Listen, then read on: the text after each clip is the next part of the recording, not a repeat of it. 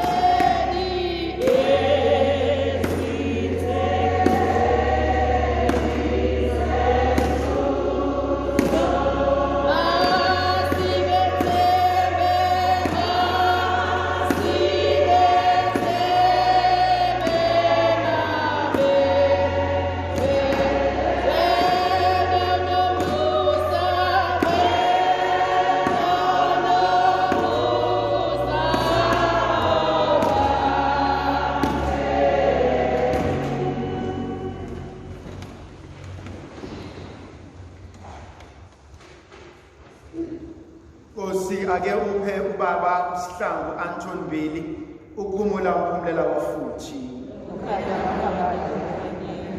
Makaphumule ngokuhle. Nkosi akuphe umpriest wakho ubaba uSihlangu Samambili uAntoni Mbili ukuphumula umphumulela wafuthi. Makaphumule ngokuhle. Esangweni lesihoko.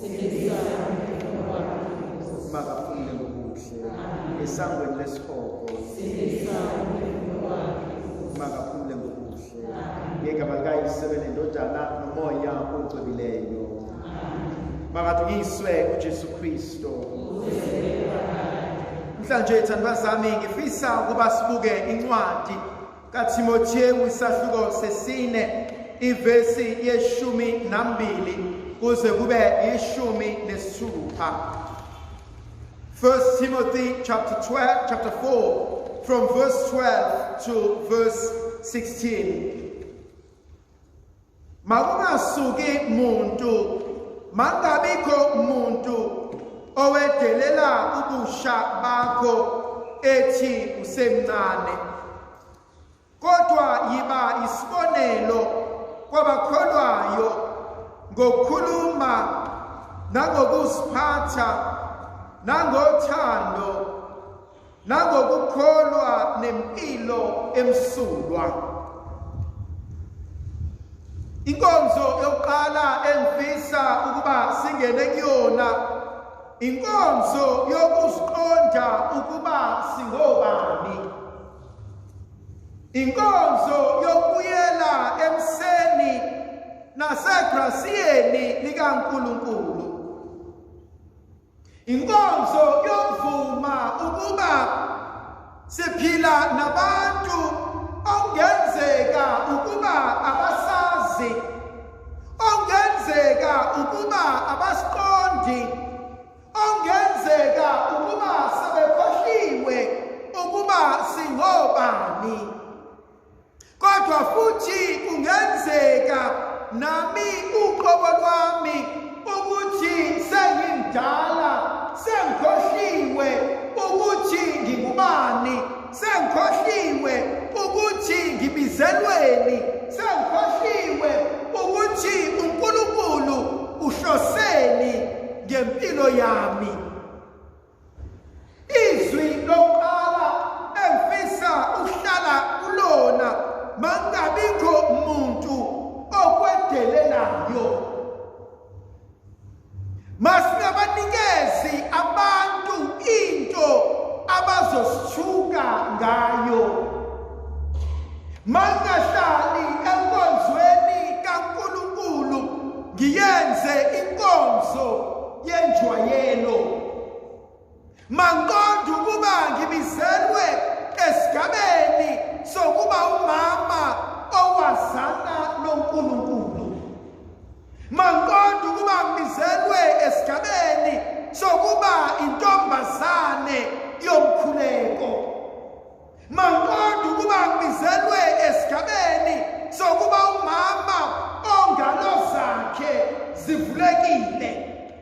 Manqonda ukuba ngibizelwe enkonzweni yentobeko nokwehlela ngezansi. Mangabikho umuntu okudelelayo, mangabikho umuntu osukumayo adelele ungena kwakho emhlanganweni ka-Ana ocwebileyo. Ngoba seKolose besine uvesi 17, qaphela inkonzo oyitholile enkosini ukuze uyiphethe. Qaphela inkonzo uJehova akwembathise yona ingakufanele. Qaphela inkonzo uNkulunkulu akwabele yona kodwa ungayifanelanga.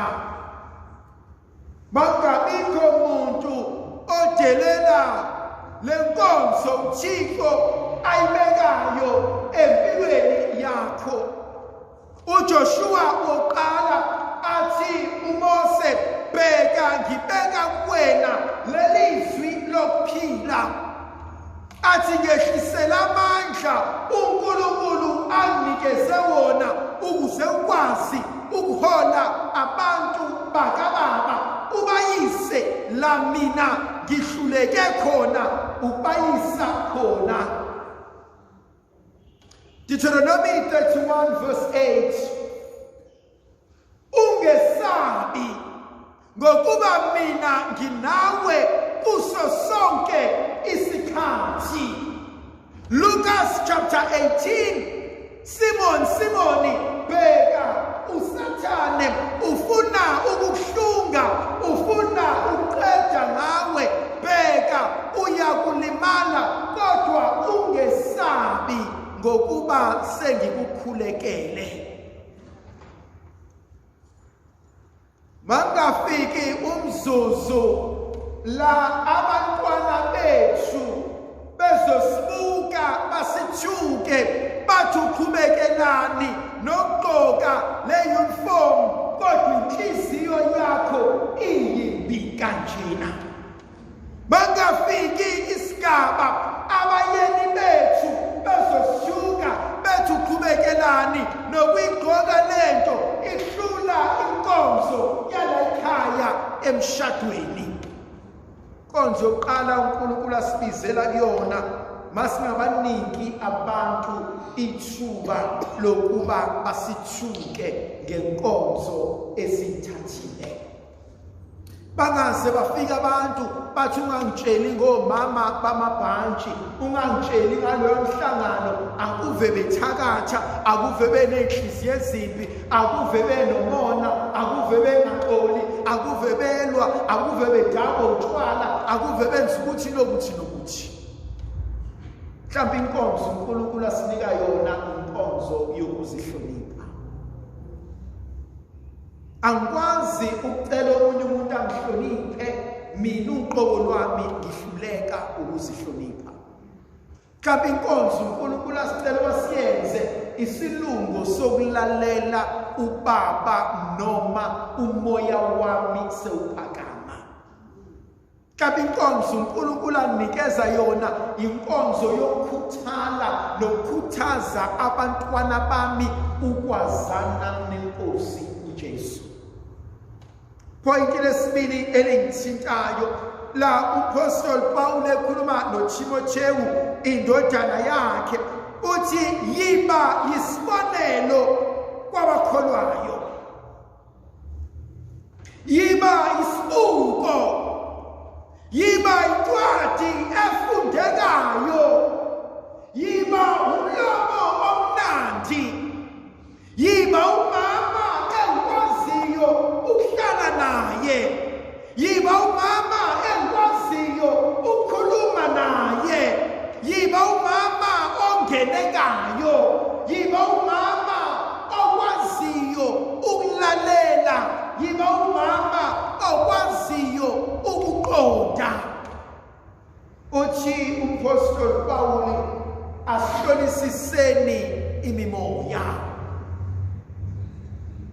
Angisho ukuthi singabi nayo idiscipline, angisho ukuthi singabi nawo umthetho, angisho ukuthi ingane zisigibele emakhanda, kodwa yiba umama okwaziyo ukwenza intando kaNkulunkulu.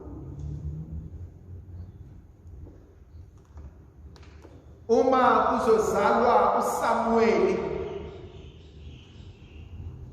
uHana uxoxela uElkana uthi ngelosi umuntu kaNkulunkulu ufikile wangixoxela ukuba ngizokhulelwa ngizale indodana.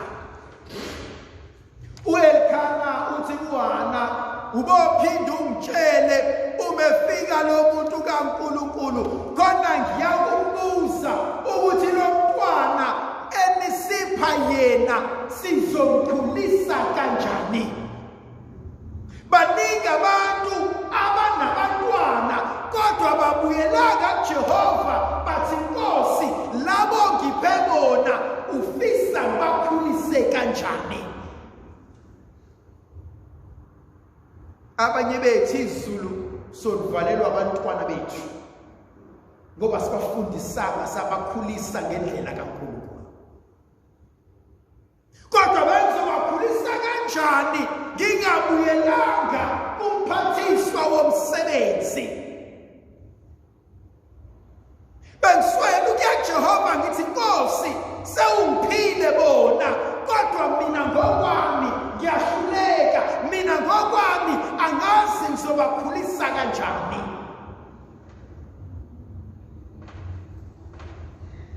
Ayikho i-degree of parenting. Asikho isikole esifundisa ukuthi uba umzali onjani. Kodwa ukhona uNkulunkulu ozothi lo engiboleke yena nansi manual yomkhulisa. Ngoba manje siqonde ukuthi inkonzo esinikiwe eyomphatha engibolekiwe, khona mase sifikile isikhathi ngiyobuyisela kumnikazi wezinto zonke. Uthi uPostoli Pawuli angibe isibonelo. Akuthi umama osihambelayo ebaleni mayibona umama kaAna athi ngaze ngamthanda loya mama. Akuthi umama ehlalele athi ngaze ngayithanda leya nkosikazi. Akuthi umama engakwazi athi ngibona kukhona into engidonsayo kwangathi winkosikazi yomkhuleko. Ungakawuvula umlomo wakho, abantu ababona ukuthi lo muntu oseduze kwami ngathi uyazana noNkulunkulu. Awuthi mawuhlangene nabantu bonke bekhuluma kabi ngegama lomunye, athi uPostoli Pawuli athi ngolimi lakho akubasindisa abantu bakaNkulunkulu. Mawukuthi besijwayele ukuhleba, asike sifunde ukuhleba okuhle. Khona abanye bethu inkonzo yokuhleba isisegazini, abasakwazi ukuyeka. Kodwa sike sifunde ukuhleba okuhle. Waze wamuhlu uJehova kuloya mama, waze wamuhlu uJehova empilweni yakho. Kase ngayithanda imangaliso uJehova ayibekile kuwena. Kase ngayithanda inkonzo okhulisa ngayo abantwana bakho. Kase ngayithanda iqiniso solimi lakho. Kase ngayithanda inkonzo yokukhuleka kwakho. Asibe isibonelo esihle. Abantwana bami mawukuthi abakhulumisani, angabi ngoba nakho ulimi lami lungaxabile. Angabi igunjane eluma phephethe. Kusibani ngoba uphambi kwami ngizomthanda kodwa ngizonyude longekho. Bakufika lomunye ngizomthanda bese ngiyude longekho. Thina namhlanje uNkulunkulu uthi kukho konke asiqaphele ukukhuluma kwethu. Kodwa umkhuleke ngumthandayo ebefisa ukuba sikwazi bese siyawukhuleka. Nkosi nqanda ulimi lami. Nkosi nqanda ulimi lami. Mele ngiyibuze kwesinye isikhathi, kodwa besikhona isidingo sokusho lento engishilo. Ukuba ngishongo bekuzofa bani?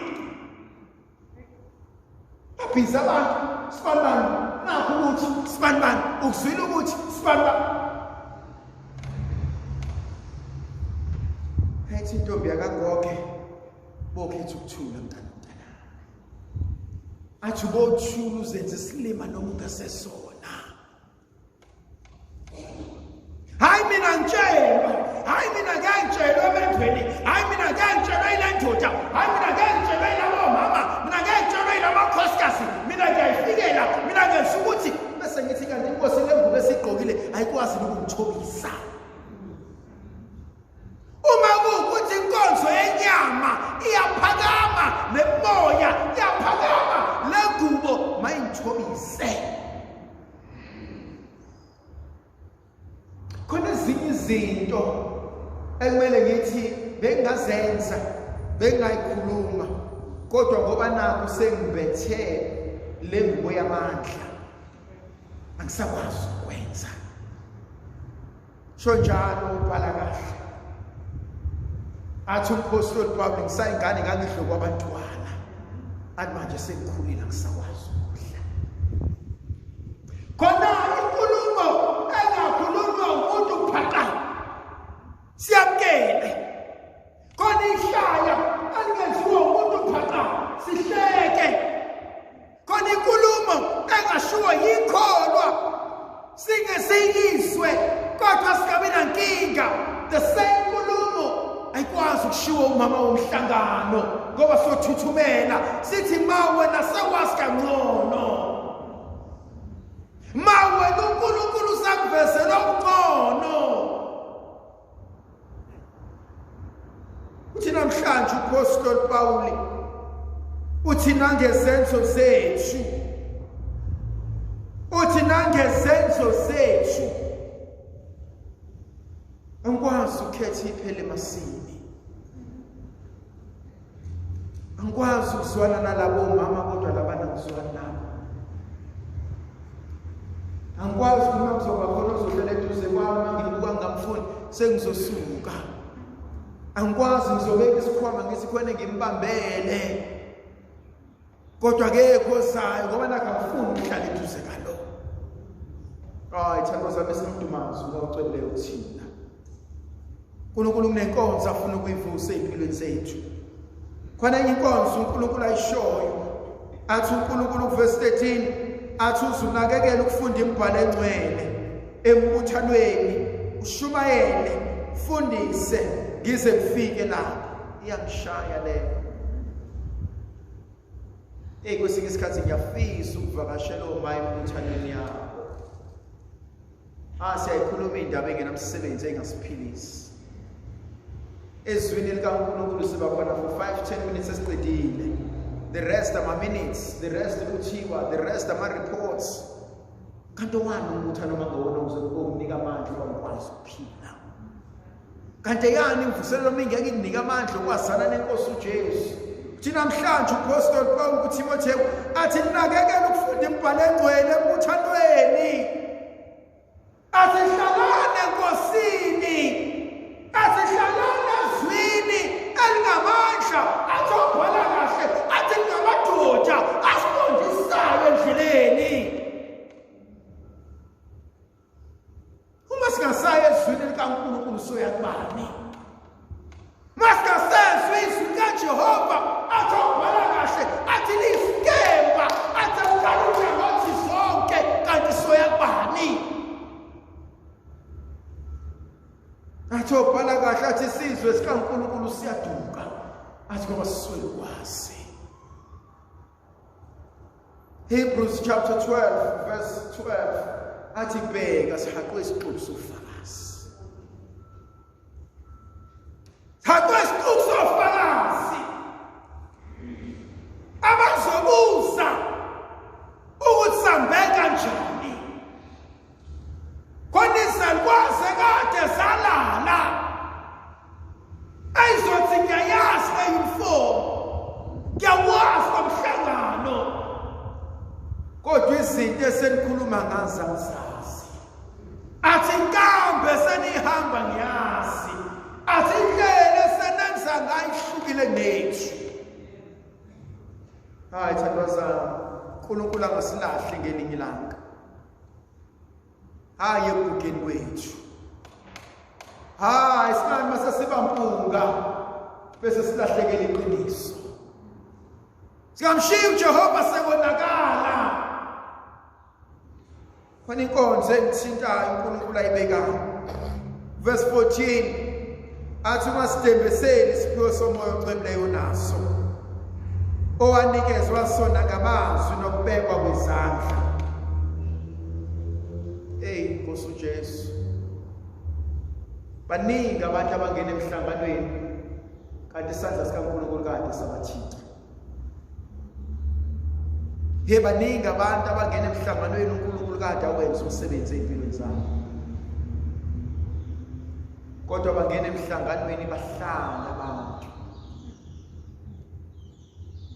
Bangena emhlanganweni abantu ade bezivuthe bekwazi ukuhlangana noNkulunkulu ezweni lemoya.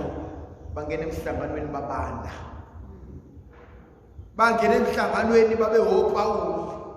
Bafike emhlanganweni baphenduka oSawuli. Bangena emhlanganweni bezikhwishi bazana nenkosi uJesu babengahuba bakuyodikila indoma zeJerusalema babengahuba amaviyengelo senzeke babengaphakamisa izandla abantu baphile babengashumayela abantu baphile bangena emhlanganweni babanda.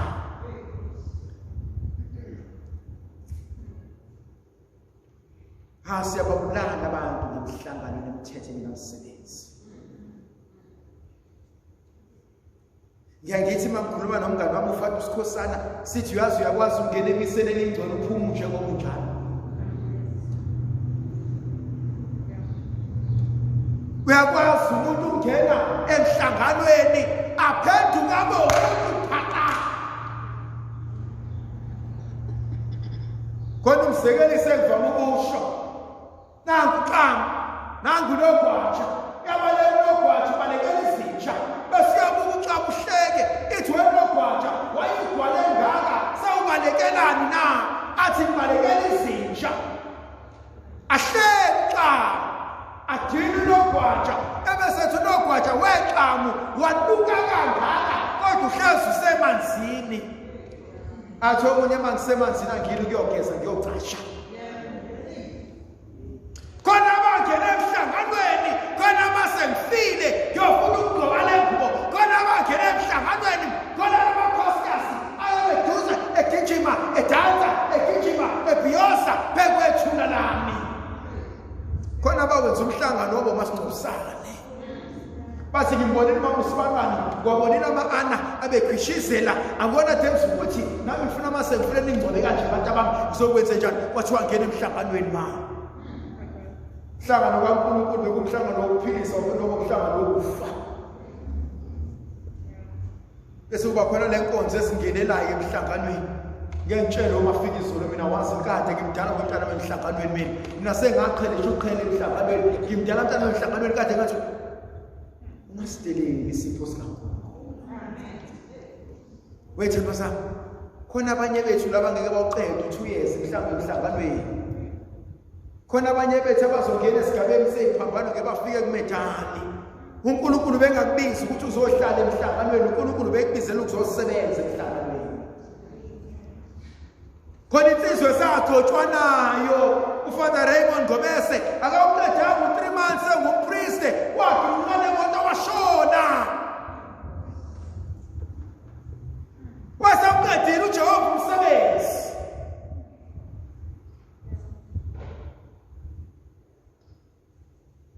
Siyafika baba salindile sabuka komama njalo ubuka kanjani komama phela bayekweni thina mhlanje uNkulunkulu ngoPastor Paul athi ungasitelela isiphiwo engisibeka kuwena athi ungasitelela isiphiwo asifika ngokubekwa kwesandla kunemfihlakalo uNkulunkulu ayibekile phakathi kwethu hayi vele usalandela wazini vele usesiphambanweni wazini vele usanda ngena umakoto omusha wazini thina sobakade bona ababoneni baze bafe nezimpici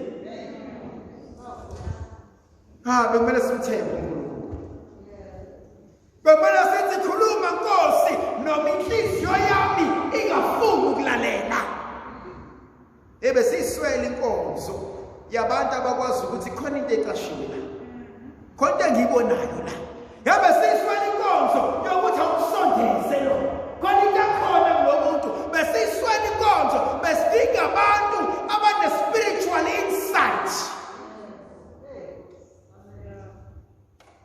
ezombuka ihleli le ebesekukhuleka athi Nkosi ngivezela abantu abalekana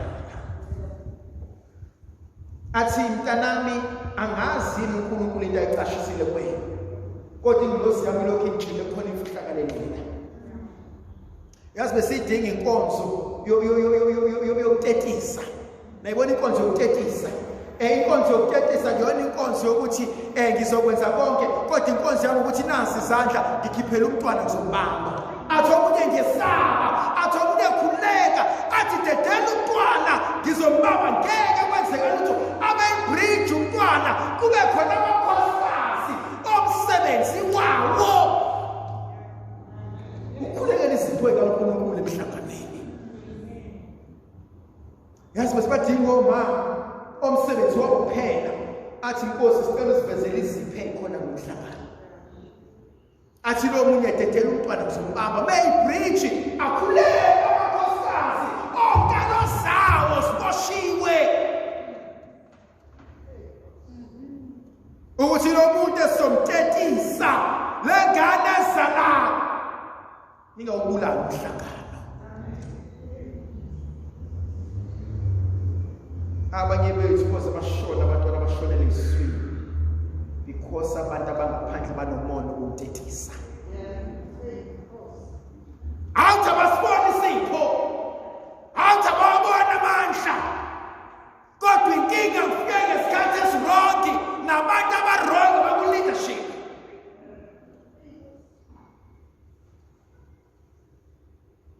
Silokhu sahlala i-constitution ithi umhlangano uthi osibani bani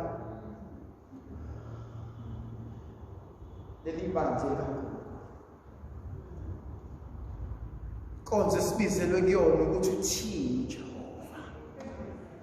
Sabakhuluma konke kodwa uthini uNkulunkulu ezwini lakhe. Sasikwenze konke kodwa uthini uSomandla ezwini lakhe. Thina namhlanje uNkulunkulu wethu seyiphetha lenkonzo kaTimothy. Thina namhlanje uNkulunkulu wethu singabikho umuntu odelela isipho engisibekile kuwena. Asikodwa zonke lezi zinto kumele uzinakekele. Zonke lezi zinto engizibeke kuwena kumele uzinakekele. Sengiyaqela uthi hlala uyiqaphele impilo oyiphilayo nemfundiso yakho uphikelele kukho. Ngalokhu uyosinda wena uqobo usinde nalabo abafundisayo. Thandwa zami yahlala kumina lenkonzo yokugcina verse 16. Hlala uyiqaphele impilo yakho oyiphilayo. Ngoba kwesinye isikhathi inkonzo emphakame kuyishaye. Hayi mina ngingcono kunawe. Ngaphandle kwami izinto ayikwazi ukwenzeka.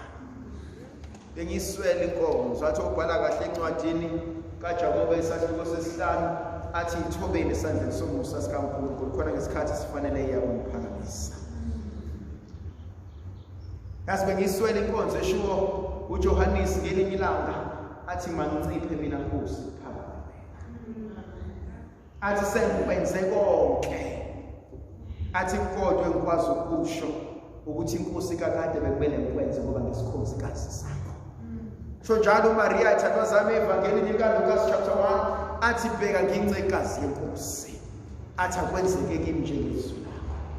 Ndlovukazi yezwi labe nathi sibuse sesivikele isikhanyisele. Sinika amandla legrasi elivela kuNkulunkulu uSomandla ngoyise benendodana nomoya ocebileyo.